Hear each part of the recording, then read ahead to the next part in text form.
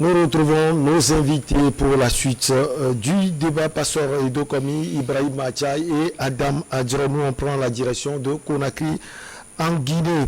Les dirigeants du pays ont ordonné à 2 géants miniers d'arrêter à partir de lundi leurs activités liées à un immense gisement de fer dans l'est du pays à raison de leur manque de volonté dans la création d'une co-entreprise avec l'État. Alors, Pastor Edo Komi, on commence avec vous. On sait qu'un accord tripartite a été signé, c'était en mars, pour une durée de 35 ans entre l'État guinéen, l'anglo-australien Rio Tinto, il y a Winning Consortium, Simandou également. Qu'est-ce qui n'a pas forcément marché entre les trois et qui pousse l'État à prendre cette décision? Non, mais là, si l'État est arrivé là, c'est parce que les cahiers de charges n'ont pas été respectés. C'est une vigilance de la part des autorités guinéennes pour ne pas laisser ces sociétés-là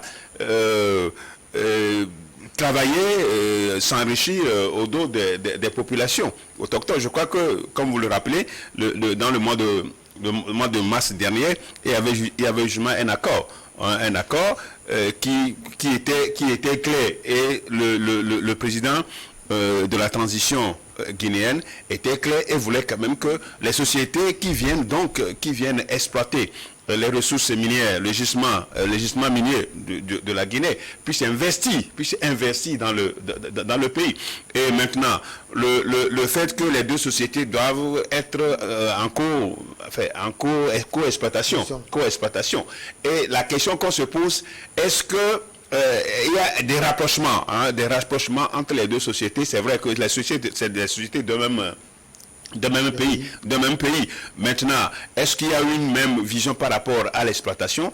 Et il faut pas l'oublier que c'est l'un des grands centres d'extraction au monde, et que la Guinée est tellement riche en fer, et que cela cela est un atout pour ce pays. Mais quand on se rend compte que les contrats miniers ont été faits de manière à ne pas profiter aux populations, et surtout en le faisant de manière séparée, je crois que ça va plutôt les avantager individuellement, alors que l'État guinéen sait que en les mettant ensemble, cela pourrait mutualiser leurs énergies pour pouvoir profiter, pour pouvoir donner profit au pays. Donc, je crois que la situation, si on en est arrivé là, c'est parce que c'est pas le pouvoir guinéen, le régime guinéen, les autorités guinéennes ne sont pas levées d'un jour pour le faire. Il y a déjà eu des mises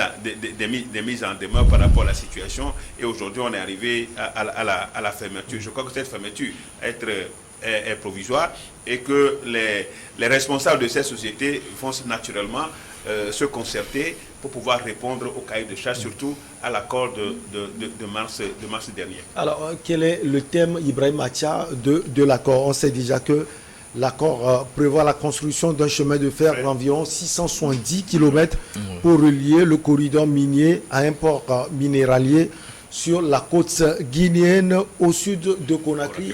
Il y a d'autres choses. Est-ce que déjà cet accord est respecté? Non, il faut dire que l'accord est respecté, et, en tout cas dans la pratique, puisque c'est dit que ces sociétés à qui on a donné en tout cas le contrat d'exploitation de ces gisements devaient financer la construction du chemin de fer qui doit relier le port en question, puisque le port aussi c'est un port minéralier à construire aussi, bien évidemment. Donc quand on construit le port et le chemin de fer là, qui relie plutôt le gisement vraiment au port où les matières premières devaient être acheminées. Ces sociétés devaient financer en totalité la construction de ces deux infrastructures en vue. Donc eux, ils ont commencé le financement. Et les travaux même ont démarré. Mais le problème qui se pose à ce niveau, c'est là où il faut saluer la clairvoyance des autorités guinéennes. C'est qu'ils ont vite compris une certaine supercherie. La supercherie se présente comment? C'est que ces sociétés vont exploiter tout ce qu'il y a comme gisement là-bas. Et même le chemin de fer sera la propriété de ces sociétés. Ils vont les utiliser pendant 35 ans et c'est après 35 ans d'utilisation que ces infrastructures-là vont être remises à l'État guinéen. Et les autorités guinéennes ont vite dit non, mais si c'est comme ça que ça doit aller, l'État risque de ne pas avoir un certain contrôle de tout ce qui se fait. Et l'État aussi doit garantir sa part. Et quand on dit sa part, c'est l'État guinéen et non des individus. Comparativement à ce qui se fait sous d'autres cieux, que nous connaissons avec des autorités mafieuses ou bien mafieuses, eux-mêmes rentrent dans les actions de ces entreprises. Elles-mêmes créent des sociétés écrans.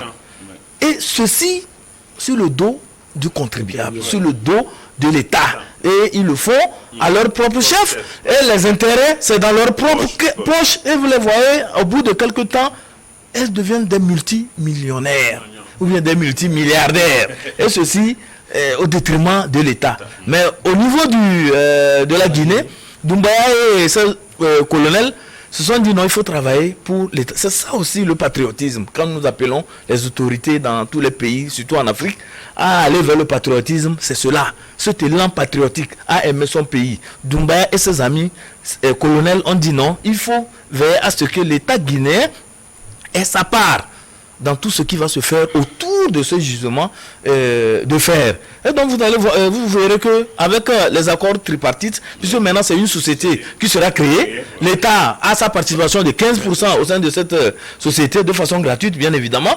Et vous verrez que quand tout est géré, l'État aussi a sa part. Jusqu'à un niveau donné, même si les 35 ans passent et que les infrastructures revenaient à l'État, c'est que dès le début déjà l'État a son contrôle, a son œil dedans. L'État jouit déjà des privilèges, des retombées de ces infrastructures et les gisements qui seront exploités, tout ça là, l'État aussi en trouve, en est bénéficiaire des dividendes que cela va produire. Et moi je pense que c'est à saluer. Et si ça peut inspirer d'autres dirigeants sur le continent à emboîter le pas à ce que Doumbouya et ses colonels ont fait, je pense que ça serait très bien. Et là, ça ne va plus donner des situations où on exploite des gisements dans des localités et la population locale est pauvre. Très pauvre. Est très très pauvre. Et les gens, vous allez voir des gens dans cette situation, n'ont même pas les structures de base. Les hôpitaux, ça en manque, les écoles et tout ça là. Les gens, de l'eau, il n'y en a pas. Vous voyez, parfois même l'exploitation de ces gisements crée des impacts environnementaux.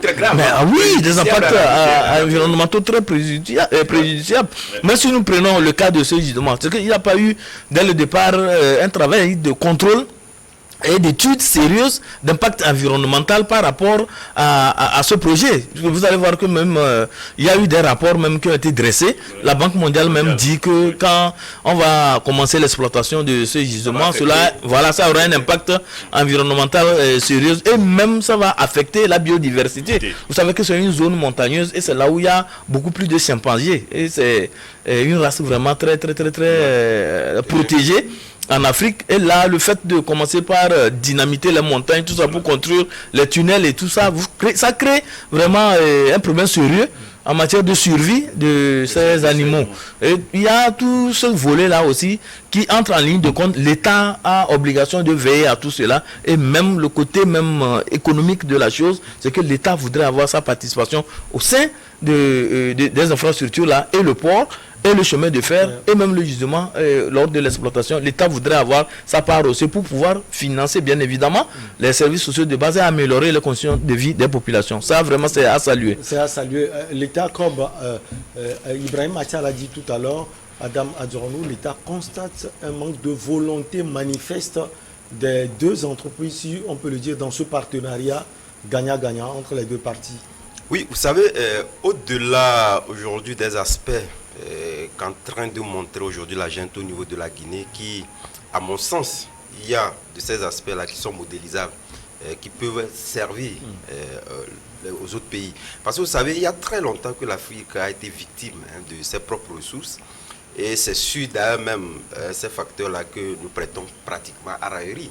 Si on ne peut pas comprendre jusqu'au jour d'aujourd'hui, puisque nous les citons, nous avons les plus grandes forêts, nous avons les sous-sols les plus riches, nous avons une proportion de la jeunesse très dynamique. On ne peut pas comprendre pourquoi nous sommes toujours pauvres. Donc moi je pense que c'est pourquoi depuis que le Doumbouya est aux affaires, il a constaté que la Guinée devait être un pays pionnier. Voilà. Mais aujourd'hui, on constate que les mauvais contrats signés sont ces contrats-là qui portent préjudice sur leur pays.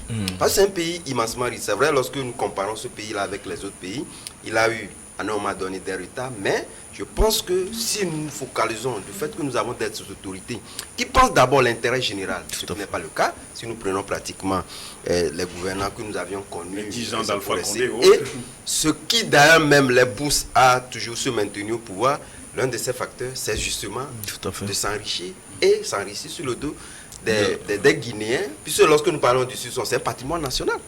On ne peut pas comprendre pourquoi nous pouvions être d'abord sollicités, être plus riches que l'État, puisqu'il y en a, lorsque vous allez en c'est Guinée, plein. il y en a plein. Donc aujourd'hui, ils disent que voilà, les contrats, à partir du moment où c'est l'État qui signe le contrat, les thèmes du contrat n'engagent ceux qui le croient, mais au même moment, c'est vrai qu'on peut à un moment dire que voilà, on frise les thèmes du contrat, mais c'est l'État qui dit, voilà, j'ai constaté que ce que nous avions dit par le passé, aujourd'hui, cela ne nous avantage pas, on peut arrêter. Tout à fait. On peut arrêter. Donc, c'est ce qui est en train d'arriver. Je pense que c'est vrai, au niveau de la législation, elle a beaucoup évolué. Nous pouvons citer d'autres législations internationales qui font qu'aujourd'hui, lorsque vous exploitez un gisement minier, il faudrait quand même qu'il y ait, d'abord, dans la zone où vous l'exploitez, comme le disait tantôt, le développement local, voilà, à l'échelle locale, tout à fait. Il y a un pourcentage réservé au niveau d'abord de l'employabilité, au niveau de ce gisement. Est-ce que c'est respecté? Ce n'est pas évident. Mais lorsque vous prenez aussi les retombées également, on ne peut pas quand même exploiter un patrimoine national et victimiser l'État. Ce n'est pas possible. C'est en cela que moi je pense que ce que les bases qu'est en train de poser Mamadou Doumbouya faudrait est un exemple d'abord, mais que ces exemples-là puissent être réédités avec les gouvernants à venir pour faire en sorte que la Guinée, qui est considérée comme un pays pauvre, comme d'ailleurs même les autres pays qui n'en ont d'ailleurs même pas, ce qui ne devait pas être le cas du fait que la richesse de son sous-sol devait le propulser en avant, ce qu'on ne constate pas. Donc moi je pense qu'au niveau de tout ce qu'on peut accuser ces gens-là, sur cet aspect-là, et vous verrez d'ailleurs même, puisque ça a été des problématiques au niveau des rouages politiques où les gens réussissaient, mais personne n'accepte à toucher cet aspect-là. Ça voudrait dire que ça fait l'unanimité.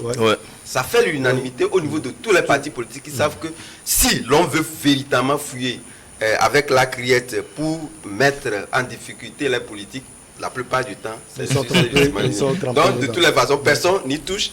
Et donc, il faudrait quand même que ces idées de s'enrichir, là, en tout cas, ce n'est pas le propre de l'armée, de tous les pays. Donc, je pense que cela peut être bénéfique pour la population et être réédité avec les gouvernants à venir. Donc, pour cela, il faudrait quand même qu'on ait des structures d'observation véritablement impartiales, qui fera que, après même qu'on ait des gouvernants, qu'on ait des gens, comme c'est le cas aujourd'hui au niveau de l'ARCEP, on applaudit, parce qu'aujourd'hui, ils sont là pour l'intérêt de la population. Il faudrait quand même que dans d'autres pays, on ait des outils, des mécanismes comme cela, qui pensent l'intérêt général. Parce que vous ne pouvez pas venir convaincre ou corrompre l'ARCEP à plaider en défaveur de la population. Et à partir du moment où nous n'avons pas cette structure-là, un gouvernant comme Mamadou Doumbouya a la volonté de bien faire, mais lorsqu'il partira, les mauvaises habitudes vont toujours continuer et c'est au détriment de la population. Alors, pasteur, on sait déjà que mi-juin, l'État avait imposé 14 jours pour la création de co-entreprises chargées de l'exploitation du gisement minier. Si on veut comprendre, cela veut dire que cela n'a pas été fait. Non, on n'a pas exécuté. Non, apparemment, cela n'a pas été. Vous savez, les multinationales se croient souvent supérieures à nos États. Plus puissants que les États. Plus puissants d'ailleurs, c'est ça le mot, plus puissants que nos États.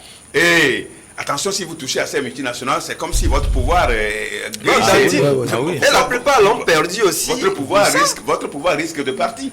Et donc, on n'y touche pas. Et donc, c'est pourquoi ce qu'ils sont en train de faire, c'est le vrai nationalisme.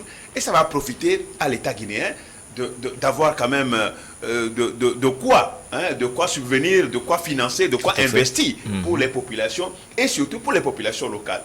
Parce qu'en Afrique, le problème que nous avons, les rébellions les rébellions, les naissances des rébellions ont souvent été... Les frustrations.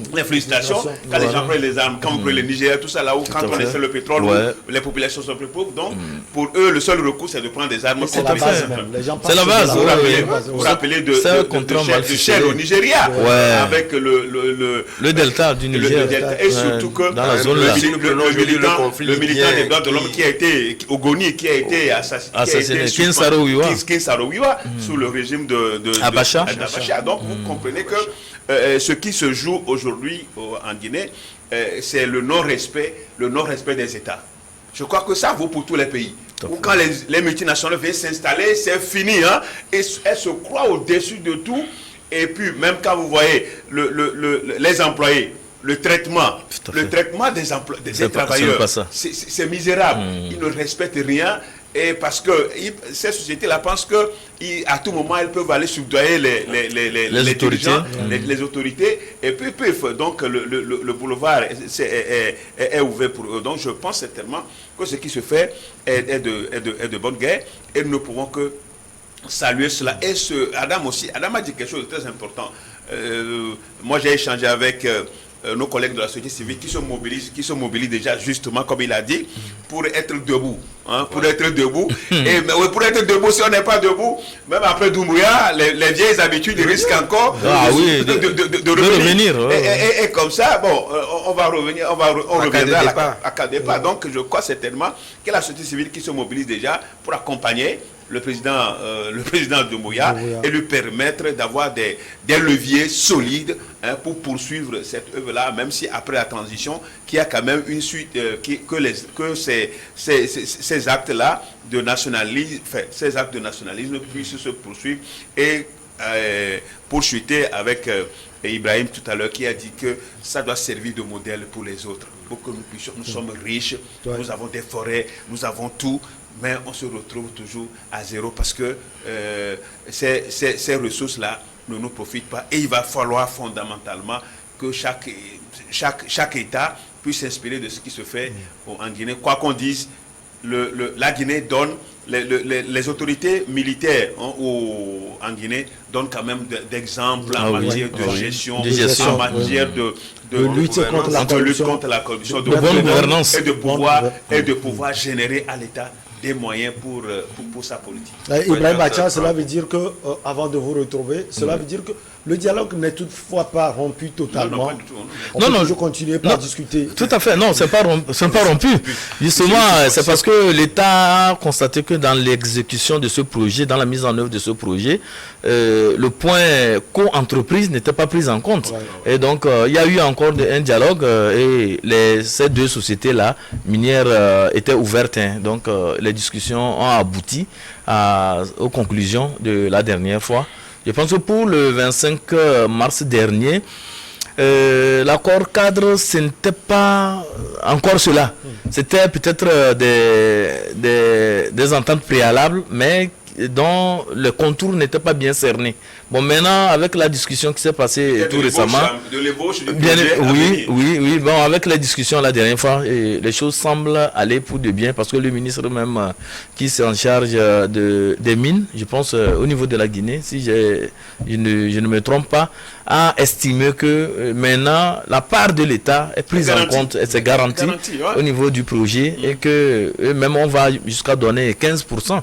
Que ce soit au niveau du chemin de fer, l'État a 15% là-bas et c'est une participation gratuite.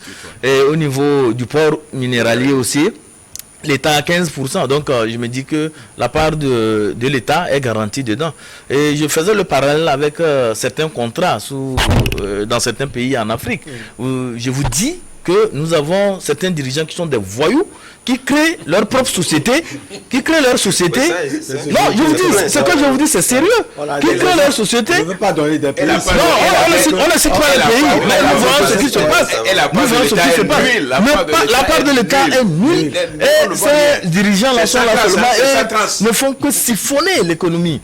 Tout ce qu'il y a comme ressources, tout ce qu'il y a comme dividendes par rapport à l'exploitation des gisements, à l'exploitation même des ports, ce sont ces autorités-là qui empochent les dividendes. Et vous les voyez très riches, avec une vie, une richesse insolente, avec des scandales à merveille, mais pendant ce temps, on cherche des ressources pour créer des écoles, on n'en trouve pas. On cherche des ressources pour donner de l'eau potable aux populations, on n'en trouve pas. Et on dit l'État n'a pas d'argent, on fait des prêts, on ne fait que faire des prêts.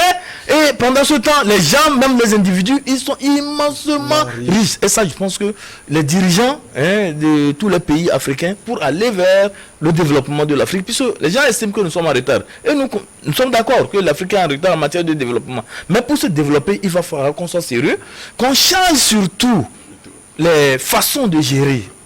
Adam parlait de la bonne gouvernance. La bonne gouvernance doit être impliquée, elle doit être omniprésente dans la façon de gérer le pays, dans la façon de conduire les affaires publiques. Et je pense que si on va vers cet élan, on va vers cet élan, on arrive à implémenter cela et à faire ça, des pratiques les plus acceptables en matière de gestion du pays. Je pense que les choses vont s'améliorer et la population ne vont plus être vraiment à la traîne. C'est que quand les dirigeants anti-profit, ce n'est pas seulement les populations de manière générale qui sont victimes, mais c'est les travailleurs qui sont victimes. Moi, je me rappelle dans ce pays, on est allé quelque part où on a demandé au PDG pourquoi ils continuent d'exploiter nos compatriotes de la sorte avec des salaires qui sont même dérisoires. au-dessus de SMIC. Et il dit, go and see your government. Go and see your government. Ça, c'était ça, le PDG m'a dit, go and see your government. They know what you are talking about. Non, c'est ce qu'il m'a dit. Donc, après, quand je suis allé, je me dis, mais quand on prend tout, eux, ils vont faire quoi? Comme si je demande à un Chinois, il dit, mais petit l'argent, petit route. Ça, c'est clair. C'est ça. J'ai demandé à un Chinois, il me dit, petit l'argent, petit route. Oui, c'est ça. C'est la corruption. Il m'a dit beaucoup de choses. Petit l'argent, petit route. C'est comme ça. C'est clair. En fait, je me dis aujourd'hui, lorsque nous prenons la transformation auquel l'Afrique est en train donc de se faire remarquer aujourd'hui, eu égard à ses anciennes colonies, je pense que cette démystification qu'est en train de procurer Mamadou Doumbouya est un très bon exemple. Parce qu'aujourd'hui, entre-temps, c'est vrai, on parlait de multinationales, le pasteur le disait tantôt, lorsque vous n'êtes pas solide au pouvoir avec les multinationales, non, vous ne pouvez pas diriger. Vous ne pouvez pas diriger. Vous ne pouvez jamais poser d'ailleurs même un an de développement entre griffes. Parce qu'on estime que les gens vont siphonner le pays, mais au même moment, on vient vous donner des miettes en disant que voilà, on a conçu tel, et c'est à votre actif, puis en ce moment-là, c'est vous qui dirigez. Mais aujourd'hui, je pense que ce jeune colonial a eu le courage de démystifier le fait qu'il n'y a pas de multinationale qui puisse dépasser l'État. Lorsque vous êtes là, vous devez respecter les clauses de l'État. Puisque c'est l'État qui commande, peu importe, parce qu'on peut toutefois changer, parce que vous ne pouvez d'abord pas nous donner la technologie pour faire en sorte que nous-mêmes nous ayons les ressources nécessaires, aussi bien financières que les ressources humaines, pour créer ou pour transformer, ne serait-ce que ces ressources minières-là sur place. Il faudrait quand même qu'on puisse leur montrer que d'abord c'est un patrimoine national et c'est l'État guinéen qui dicte la loi. Il n'y a pas une multinationale qui viendra en Guinée dire à Mamadou Doumbouya que voilà, si je ne veux pas faire ce que nous voulons, vous ne restez pas. Ça et juste pour confirmer ce que vous dites, le professeur Pascal Issouba a été renversé parce qu'il n'était pas en bon thème avec il y a beaucoup d'exemples.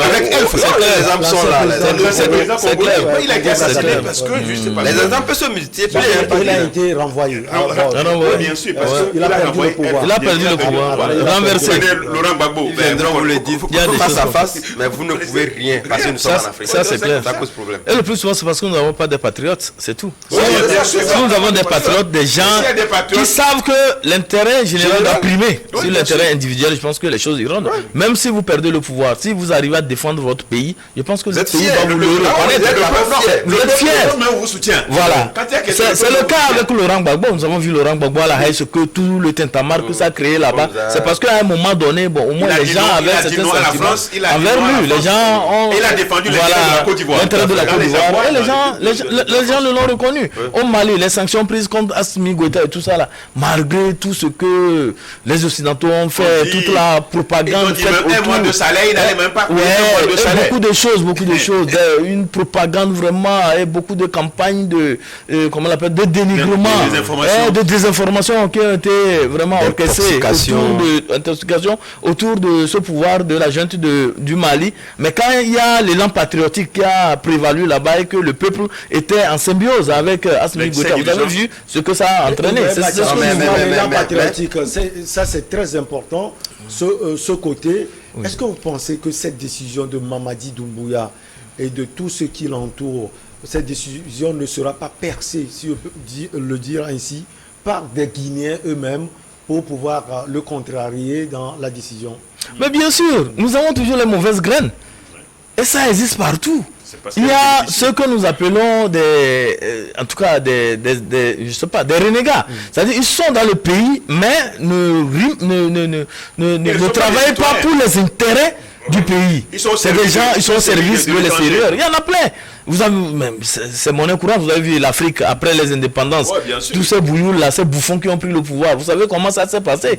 Ils ont été à un moment donné instrumentalisés. On leur a dit d'aller trucider les présidents qui ont pris le pouvoir, les tout premiers là, parce que bon, ils avaient des velléités de se séparer de la métropole. Et les gens là voulaient créer leur propre monnaie et tout ça là. Mais ces entre-griffes bouffons là, on leur a donné quelques miettes et automatiquement, ils ont sacrifié tout ce qui avait comme intérêt de leur pays. Donc il y en a, ils sont pleins dans le pays, mais ce que nous devons faire, la jeune génération africaine, ce que nous devons faire, c'est de tout faire pour les décourager, les mettre en minorité et faire en sorte que ce soit des hommes de qualité, des hommes qui ont un cœur qui bat pour l'Afrique, qui bat pour le pays, qui prennent le pouvoir. Parce que ces gens-là vont travailler pour le bien du peuple et non travailler pour des multinationales. Parce que la plupart du temps, quand vous allez faire une certaine enquête autour de ces personnalités qui n'ont pas la fibre patriotique, leur intérêt, tout ce qu'ils ont comme avoir, c'est dans les paradis fiscaux.